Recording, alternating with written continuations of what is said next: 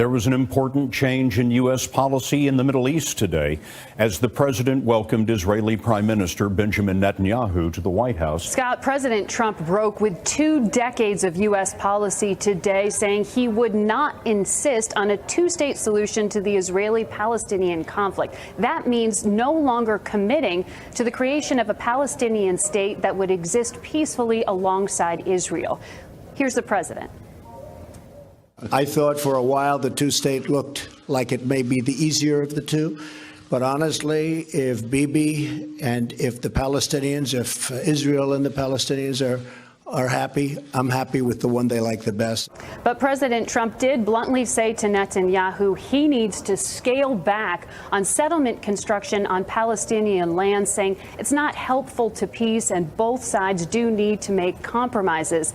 Netanyahu replied with a reference to Mr. Trump's book, The Art of the Deal. And the two men had a warm relationship, talked about their long friendship, and this is really in stark contrast to the strained relations that Netanyahu had with President Obama. But Scott, Palestinians say they haven't had the same warm embrace. Their leader met secretly with the CIA director yesterday for the first time. Ahead of today's meeting between United States President Donald Trump and Israeli Prime Minister Benjamin Netanyahu, a White House official stated that the new White House policy regarding Middle East peace is to support whatever the parties on the ground agree to, even if that means dropping the idea of a two-state solution. Israeli cabinet members, including Netanyahu, should theoretically be rejoicing to the news, since according to recent leaks from the latest cabinet meeting, the consensus was to try to convince President Trump that a two-state solution at the moment would be a waste of time. Israel's tourism minister Yariv Levin went even further by saying he was happy to see the shift in American policy towards what he interpreted as support for Jewish presence in Judea and Samaria. Palestinian leaders saw the statements as deeply concerning and even confusing, however. PLO Executive Committee member Hanan Ashrawi responded incredulously, saying this does not make sense. This is not a responsible policy, and it does not serve the cause of peace. They cannot just say that without an alternative. PLO Secretary General Saeb Erekat went one step further by condemning the new White House policy, saying that those who believe that they can undermine the two-state solution and replace it with what I call one state, two systems, meaning maintaining the status quo now, or apartheid, I don't think in the 21st century they will get away with it. The White House official statement from this morning was that a two-state solution that doesn't bring peace is not a goal that anybody wants to achieve. Peace is the goal, whether it comes in the form of a two-state solution, if that's what the parties want, or something else, if that's what the parties want. We're going to help them. Security challenges faced by Israel are enormous, including the threat of Iran's nuclear ambitions, which I've talked a lot about. One of the worst deals I've ever seen is the Iran deal. My administration has already imposed new sanctions on Iran, and I will do more to prevent Iran from ever developing, ever, a nuclear weapon. Trump also said the U.S. has an unbreakable bond with Israel. He voiced support for the relocation of the U.S. embassy from Tel Aviv to Jerusalem Al-Quds, saying the U.S. is considering the proposed plan, quote, strongly and with great care. Israeli Prime Minister Benjamin Netanyahu praised Trump for what he called confronting Iran. He is in the U.S. for a reset of relations with Washington following a period of tumultuous ties during Barack Obama's presidency. Netanyahu says Palestinians must, quote, recognize the Jewish state, stressing that the refusal to do so is the source of the conflict. Lebanese President Michael Aoun has called upon the Arab League to act against Israel's Judaization. Speaking at a meeting with delegates in Cairo on Tuesday, Aoun said the Zionist ideology was succeeding in transforming the Zionist Arab war into a sectarian inter-Arab war, which justifies Israel's Judaization. This alone is enough to make us unite our efforts to preserve the holy Christian and Muslim landmarks. Aoun, who is a Maronite, told Arab League Secretary General Ahmed Abul Gheit of the need to preserve the character of Jerusalem and its Christian and Muslim legacies. Is it possible to imagine Jerusalem without Al-Aqsa Mosque and without the Church of the Holy Sepulchre? Aoun was visiting Egypt for the first time since his election in October. The country of Russia is ramping up aggression toward the United States at this minute. First, by sending a spy ship just miles off the East Coast, and then violating a Cold War nuclear treaty with a missile launch. Yep, and there was even a third incident. Right, and some new developments happening right now. That Russian spy ship is on the move. It's now just 30 miles south of Groton, Connecticut, which is home to a Navy submarine base. And U.S. officials describe that Russian spy ship as loitering. Now, that's a move north from where it was yesterday, which was about 70 miles off the coast of Delaware in international waters. And this Russian ship is armed with surface-to-air missiles.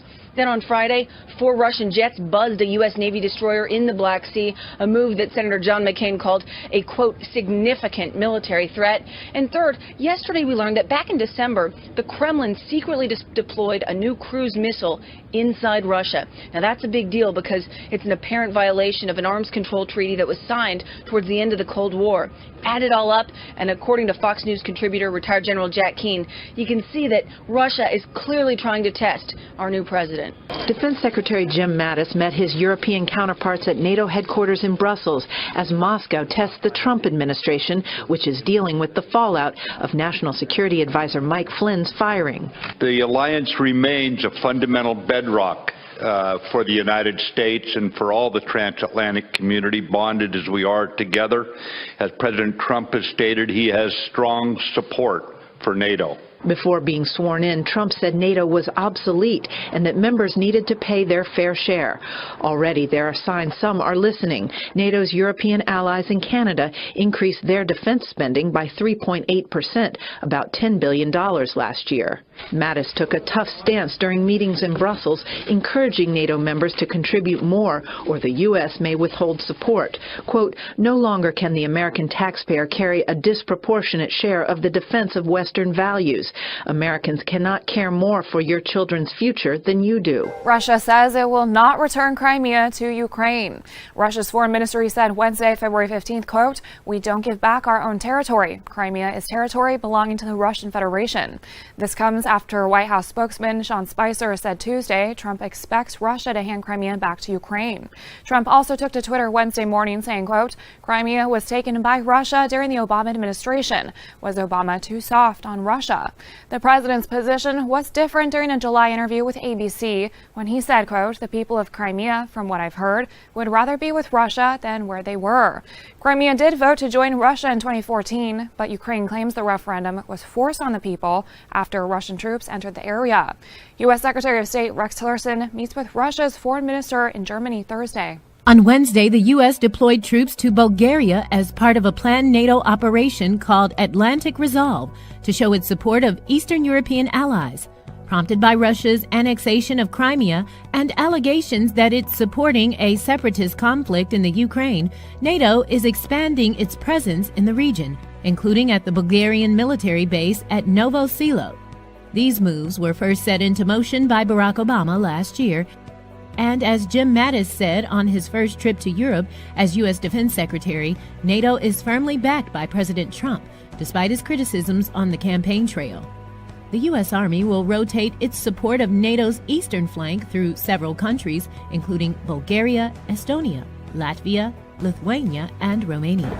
The U.S. Air Brigade helicopters arriving in Germany, preparing for their deployment further to the east. Transport and combat aircraft are just part of much stronger U.S. military deployment into Europe. Their land troops are already there or on their way to the Eastern European allied countries. This train carries U.S. Army Tank Battalion through Romania to its final destination, a Black Sea port of Constanța, just a hand throw away from Russia. The US and NATO are saying that there is a real Russian threat to the Eastern European countries like Baltic states, Bulgaria, Romania and Poland. That's why US troops are sent to support Eastern European partners. The US troops that are arriving there are combat ready. Here they are just weeks ago, training in Poland, setting their gun sights and preparing for the move to the east. All of these platforms will roll off the train ready to fight. We will roll off the train combat ready, so we can fight from day one rolling off the train. Something that Russia is nervous about. American tanks in their first live-fire exercise in Poland.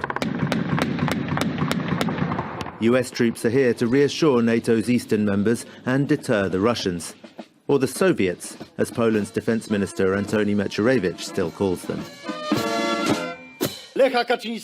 During the Soviet attack on Georgia in 2008, the late President Lech Kaczynski warned us.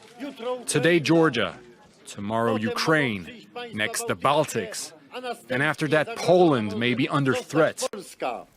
Today I know that we will not be.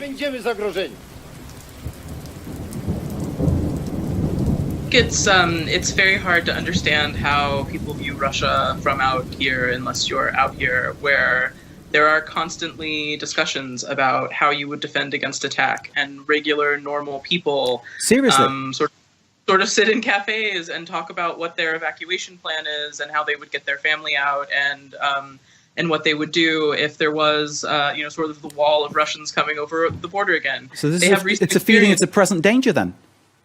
Absolutely. Ukrainian authorities say the country is facing a serious energy crisis over shortage of anthracite coal. A third of the Ukrainian thermal power plants depend on the material, and their reserves would run out in 40 days if new shipments from Eastern are not delivered in time. The ministry will initiate the declaration of the emergency state in the energy sector. It will allow us to manually operate the system and minimize the use of the coal, which is not sufficient.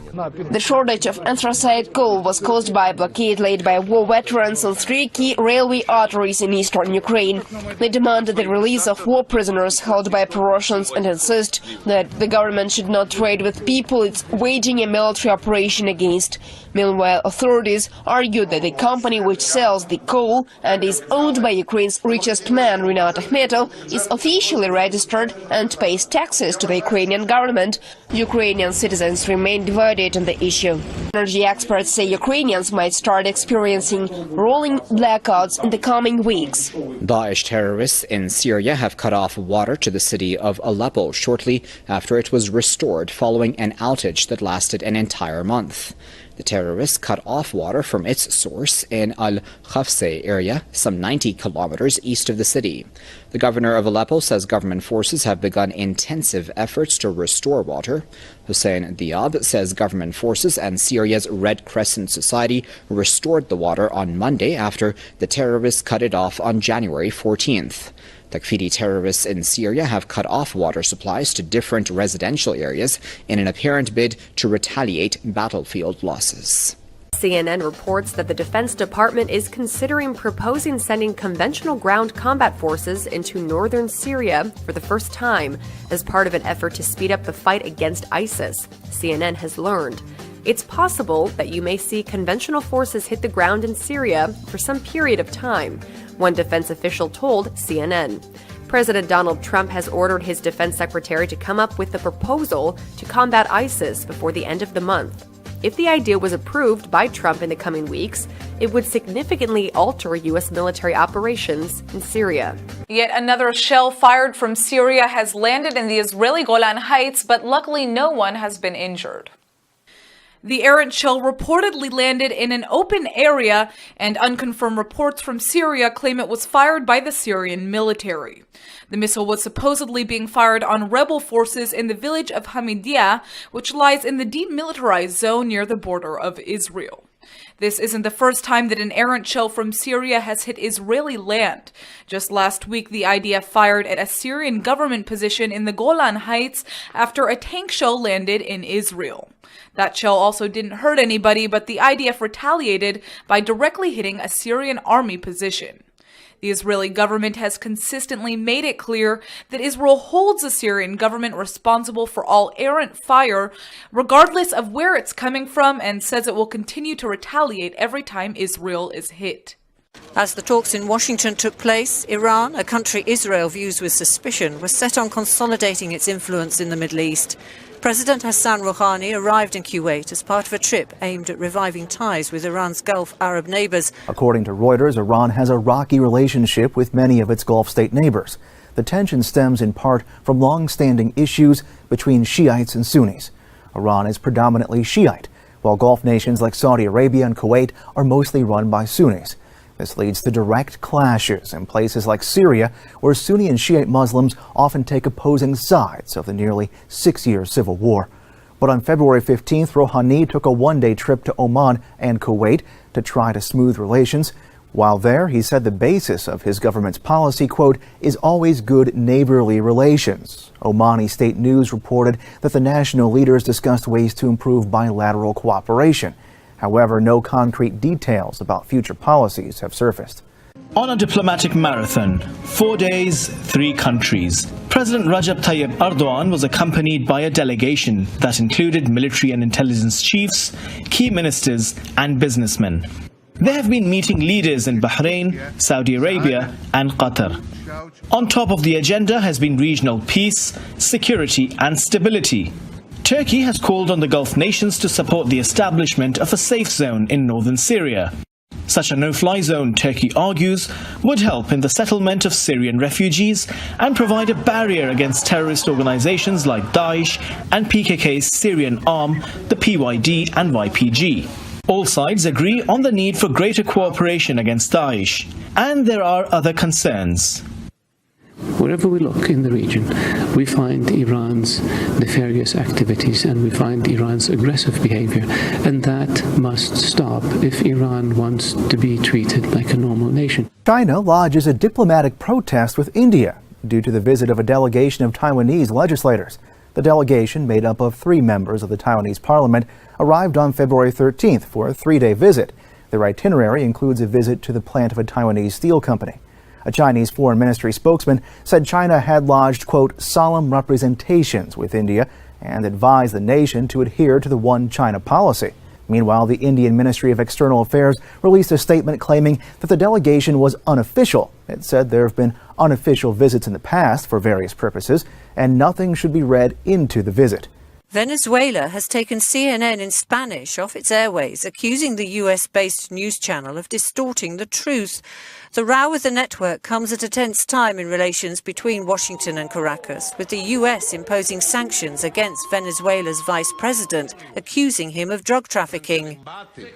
President Nicolas Maduro is furious at the blacklisting of his right-hand man, but appears not to want to provoke President Trump. In a statement, he said, Donald Trump should know that the revolutionary state of Venezuela and its people, and myself as President of the Republic, don't want problems with your administration.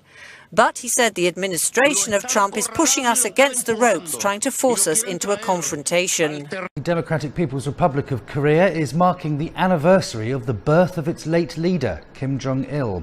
The current leader, his son, Kim Jong-un, has attended a National Union meeting in Pyongyang. Senior members of the Workers' Party of Korea were present at the meeting, which was held to celebrate the 75th birthday of Kim Jong-il. The country marks February the 16th as the Day of the Shining Star. Kim Jong-il died in 2011 at the age of 69. He had succeeded his father and founder of the DPRK, Kim Il-sung, in 1994. One North Korean government source says the purpose of a recent missile launch was to honor the birthday of the late Supreme Leader Kim Jong-il, even though Tokyo, Washington, and Beijing say it was meant to tweak the country's rivals. The sources said it was the best possible gift for Generalissimo Kim Jong-il on his 75th birthday. The rocket began as a submarine-launched ballistic missile. The North Korean response said it took 6 months to build and was fired with a steep trajectory to guarantee the safety of neighboring nations. Authorities in Spain have made 2 arrests connected to alleged Islamic extremism.